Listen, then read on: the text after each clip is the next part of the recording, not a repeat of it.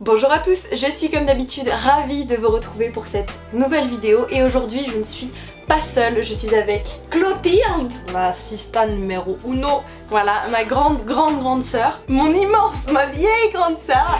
Donc aujourd'hui on se retrouve pour une vidéo toutes les deux, on en avait fait une il y a quelques temps, maintenant je vous la mets dans le petit i si ça vous intéresse. Aujourd'hui on se retrouve pour un nouveau jeu qui cette fois est complètement inventé. On va piocher chacune notre tour dans les différents bols qui sont devant nous, des personnages, une relation entre les personnages, une phrase imposée, un lieu imposé, un objet imposé, et par rapport à ça, on va pouvoir créer une histoire. Quel est le thème général et global de cette vidéo? C'est évidemment Harry Potter. Je savais pas. Tu savais pas?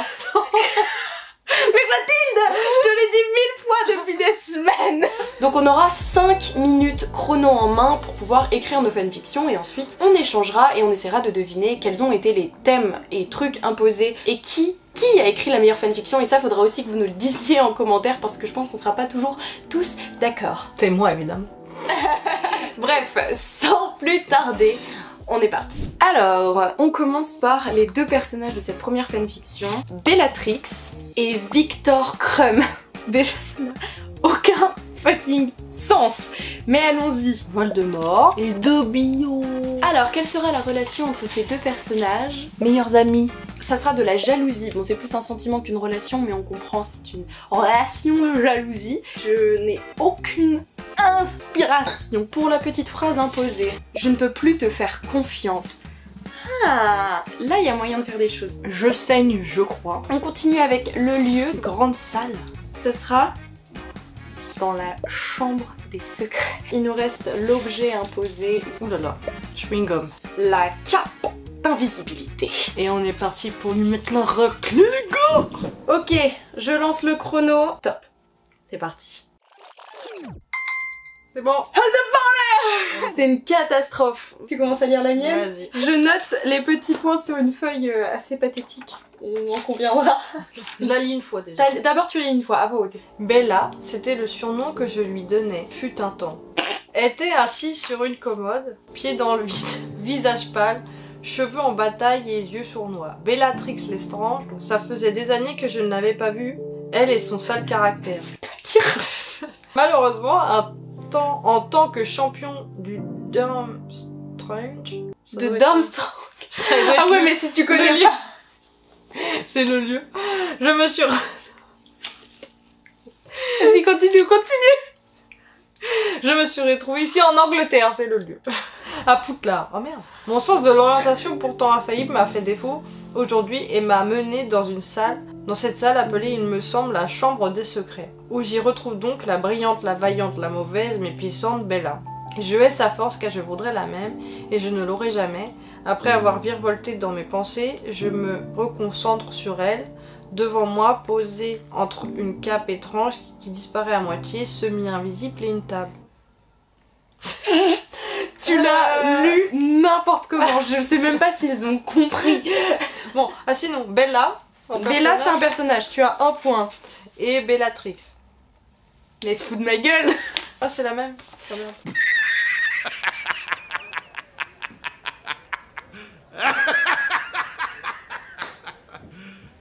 You serious? C'était elle le surnom. Bah oui, Bellatrix. Aïe. Bon, attends, bah il est où l'autre? Ah, Durmstrang. Je suis le champion de Durmstrang. Ah oui. Donc c'est Viktor Krum. Après c'est quoi? La relation. Mais il a l'air jaloux, non? Oui, c'est la jalousie. Oh, j'ai oublié la phrase imposée. Elle a perdu. Par élimination. J'ai moins un point. C'est en Angleterre? À Poudlard? Non. Eh mais moi j'ai fait un truc sympathique là qui va. Non, c'était la chambre des secrets. Et un objet, la commode? Non. Oh, putain. Elle a mis des pièges. Elle va tout trouver. Moi j'ai fait une histoire bien. Pour l'instant, qui a du sens. Bah ouais, bah déjà j'espère que je vais lire pour que les gens comprennent l'histoire de Durmstrang. Il était une fois Dobby et Voldemort, deux meilleurs amis malgré leurs différences. Ils s'aimaient énormément et pouvaient compter l'un sur l'autre. C'est vrai qu'il y a beaucoup de fautes.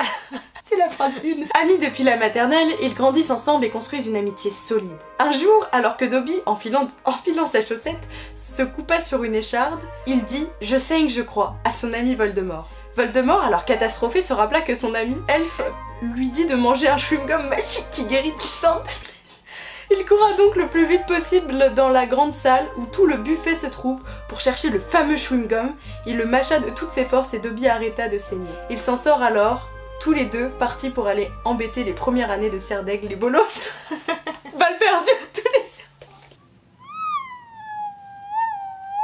Dobby et Voldemort, pour moi c'est des personnages. Bah meilleur ami c'est leur relation. Oui. Après c'est la phrase imposée. Bah il dit, c'est le seul truc qu'il dit, donc il dit je saigne je crois. Bah oui. Dans la grande salle, c'est la grande salle.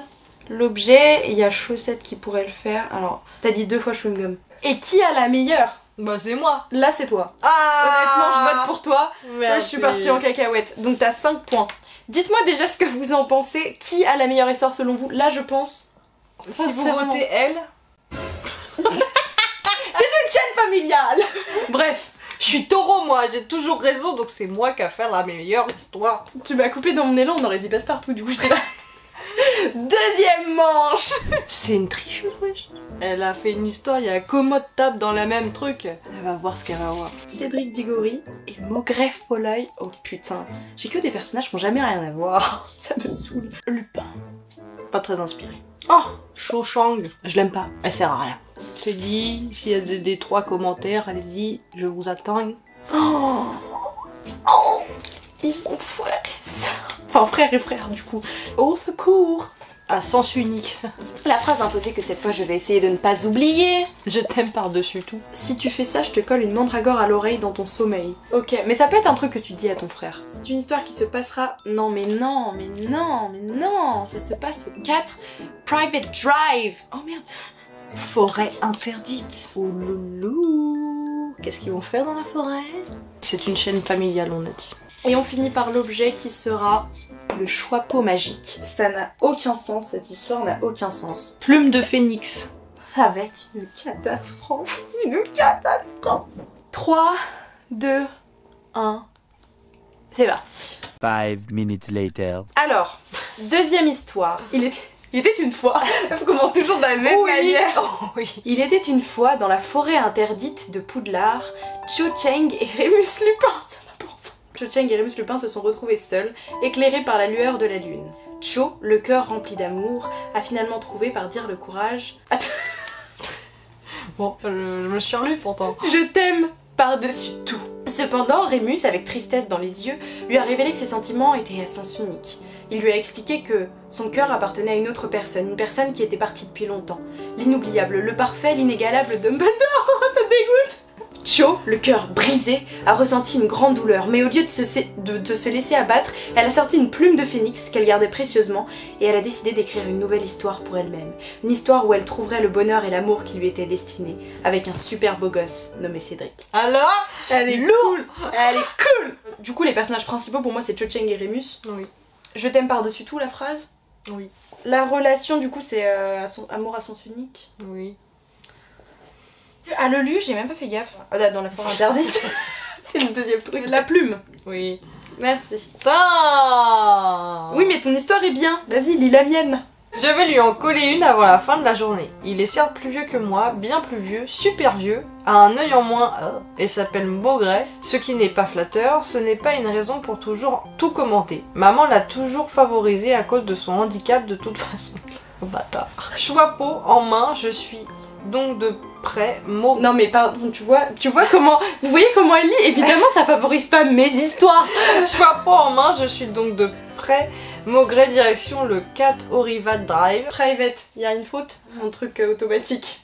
Orivat, elle fait aucun effort. Et direction le 4 Private Drive pour le rendre au propriétaire. Cédric, lance Maugrey, me sortant de mes pensées. Je peux essayer un sort que j'ai appris il y a pas longtemps. Elle sait pas.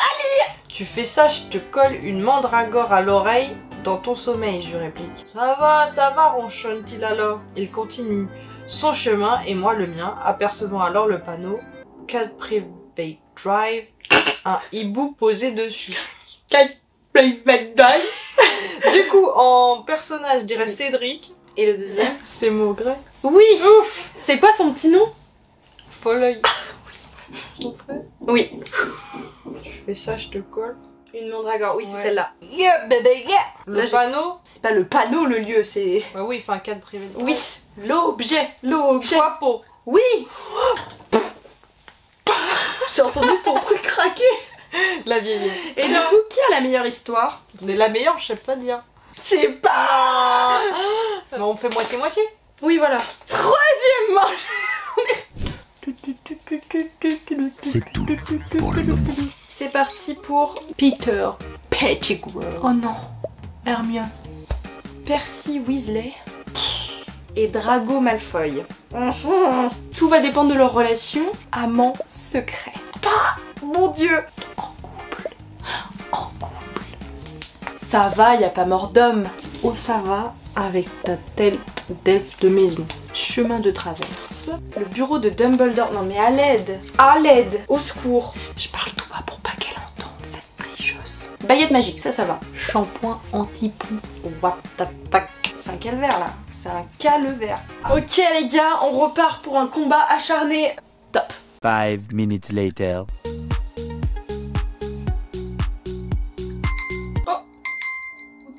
Voilà, Tout. Je suis c'est pas mon histoire, convaincue de mais ça- mon histoire, je suis pas convaincue. Mon histoire ne sera pas la meilleure. La catastrophe.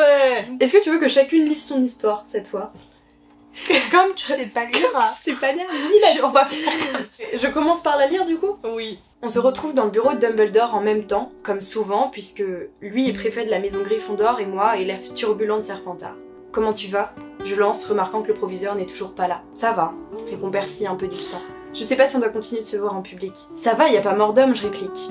J'attrape ma baguette magique et je lance un sort, Vidamoura, et un cœur se forme autour de la tête du rouquin, qui rougit et sourit de toutes ses dents. J'aimerais vraiment en parler à ta famille, dis-je. Drago, mon frère et ses copains te détestent. Je sais, mais ça pourrait changer. L'amour est capable d'unir. Percy s'approche alors de moi, me serre dans ses bras, me prend la main et me chuchote à l'oreille. Promis, quand on sort de ce bureau, on va parler à mon frère. Je t'aime. Percy Drago. Elle s'en bat les couilles. Merci Drago. Alors les points. Amant. Oui. C'est le secret. Amant secret. Ça va, y a pas mort d'homme. Oui. Baguette magique. Pour l'objet, oui. Et le lieu. Ouh, ton ventre. Ah bah dans le bureau de Dumbledore. Oui. T'as tout lu. Mon histoire est nulle, franchement. Bon allez. Nous voici dans l'histoire banale d'une vie de couple. Le quotidien bancal de deux personnes totalement opposées qui s'aiment. C'est mignon. Pas du tout, c'est nul. Hermione se gratte la tête depuis quelques jours. Soit elle réfléchit trop, soit son fils Mandy lui a refilé des poux de l'école. Elle opte pour la deuxième option. Elle va donc aller s'acheter un shampoing anti-poux. Cela tombe bien car elle devait aller au chemin de traverse pour acheter une nouvelle brosse à dents à son cher mari Peter. La voilà partie avec son mari sous le bras. Quelle chance a-t-elle d'avoir un mari si beau? Depuis qu'elle s'appelle Petit Gros, elle est la plus heureuse. Par contre, son fils lui casse la tête. Pas une journée ne se passe sans qu'il lui fasse la misère. Elle le remet toujours à sa place car il est plutôt impoli. Il lui répond « Oh ça va hein, avec ta tête d'elfe de maison ». Bon, déjà ça c'est la phrase. Hermione et Peter. Oui. Ça me dégoûte. Le chemin de traverse. Oui. L'objet, le shampoing. Le truc anti. Oui, shampoing anti-poux. Et la relation, bah du coup ils sont en couple. Oui. Amoureux en couple. Oui. Dégueulasse hein. J'ai pioché les deux, j'ai dit oh, faut pas qu'ils soient en couple. En couple. Et qui a les 5 points de la meilleure histoire? Je pense aussi. Y a pas de débat. Ça me fait rire à chaque fois. Alors excusez-moi mais j'ai la dalle. Faut me connaître un peu mais si j'ai faim on peut plus rien me demander, voilà. Dumbledore et Gilderoy Lockhart. Je sais même pas ce qu'il y a marqué. J'en prends un autre. Non mais j'arrive pas à la lire. Ah Luna. Et Ginny. Tout dépend de la relation, mais ça peut peut-être fonctionner. Mentor. Élève. Vieille connaissance. Pourquoi pas? J'ai moyen de faire quelque chose de pas trop mal et je vais quand même faire de la merde. C'est que ça qui est fou. Pour la phrase, ce sera « Rends-moi ça ». J'ai mal au postérieur. Ça va être une histoire de qualité. Le lieu, on va être dans la salle commune d'une maison. Terrain de Quidditch. Le panneau baignade interdite. Balai volant. je suis dans l'honneur. Danse du c'est parti. C'est parti, c'est parti, Pète un câble, pète un câble. Tant qu'on n'a pas mangé, t'es on est ouf. 3, 2,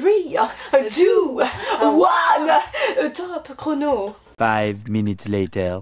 Minuteur fini. Eh bien, que penses-tu de ton histoire? C'est évidemment facile de trouver, comme d'hab, mais je suis quand même fière de mon histoire. Pose des questions sur une éventuelle reconversion professionnelle. En tant qu'auteur de grands bouquins. Alors commence par lire la tienne. Sur le terrain de Quidditch, Ginny et Luna s'entraînaient à voler sur leur balai volant. Elles étaient déterminées à devenir les meilleures joueuses de leur équipe. Cependant, après une longue séance d'entraînement, Luna dit « j'ai mal au postérieur ». Elles ont ri de la situation, se plaignant de la douleur, tout en sachant que cela faisait partie du chemin pour devenir des expertes du vol sur le balai volant. Heureusement, leur mentor Hagrid est arrivé et leur a donné des conseils pour soulager leur douleur et se remettre rapidement. Il les a encouragées à continuer à s'entraîner et à persévérer car il savait qu'elles avaient un grand potentiel. Avec son aide et leur détermination, Ginny et Luna ont continué à s'élever dans le monde du Quidditch, prouvant que rien ne pouvait les arrêter. Les femmes avaient toutes leurs preuves à faire, mais grâce à elles, les femmes du monde entier étaient représentées. T'as dit 3 personnages, mais Ginny et Luna, c'est les principaux. Après, le Quidditch, le terrain. Oui. La phrase... Bah, il y en a qu'une aussi, hein. J'ai mal au postérieur, j'en mets qu'une. L'objet, le balai. Oui. Et la relation. Je pense que t'aurais pas sorti mentor du trou de ton bal, là. Du trou de ton bal. De ton trou de balle. Ok. Sous prétexte que je suis pas assez intelligente pour penser un mot comme ça. Vous avez vu ce manque de respect qu'elle a envers sa grande sœur? Ce n'est absolument pas ce que je dis. Je dis juste que je vois pas pourquoi t'aurais sorti Hagrid, leur mentor, sans aucune raison. Donc mentor. Oui. À moi de te lire la mienne. Dumbledore, mon vieil ami, lance Gilderoy lorsque le sage fait son apparition. Il est assis sur un fauteuil de la salle commune de son ancienne maison, serre d'aigle, un grand sourire aux lèvres, les cheveux soignés et coiffés à la perfection, une pile de ses propres bouquins à sa droite. Lockhart, j'étais sûre de vous trouver ici, un pressentiment, réplique alors le vieux barbu. Dites-moi, qu'est-ce que vous faites ici? Enchaîne-t-il. J'étais dans le coin, j'ai vu un panneau baignade interdite à côté du lac et je me suis dit que j'allais venir demander ce qui se passait à mon lecteur préféré. Bien sûr, répliqua Dumbledore, le sourire aux lèvres, sachant la vérité. Il s'empara alors d'un bouquin sur la pile de manière assez brusque. Rends-moi ça! Lança Gilderoy paniqué à l'idée que son bébé soit abîmé. Laisse-moi faire un autographe d'abord. Bon bah Dumbledore. Et le deuxième? Gilderoy. Bah oui, mais Clotilde, là, il y a que 2 personnages, tu ne peux pas te tromper! Bon, ce sont des vieilles connaissances. Oui. La phrase, what is the phrase? Laisse-moi faire un autographe. La phrase c'était rends-moi ça. Le lieu, l'objet. Un fauteuil. Non. Oh putain, je pensais que t'allais le trouver direct tellement il sort de nulle part. C'était le panneau baignade interdite. Le lieu. Salle commune de son ancienne maison. Voilà, une salle commune.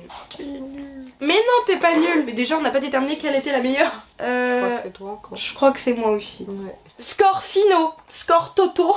Ce truc me fait toujours rire. On est donc sur un 25,5 points pour Clotilde. Et pour ma part, on est à 35,5 points. 10 points de plus pour Gryffondor.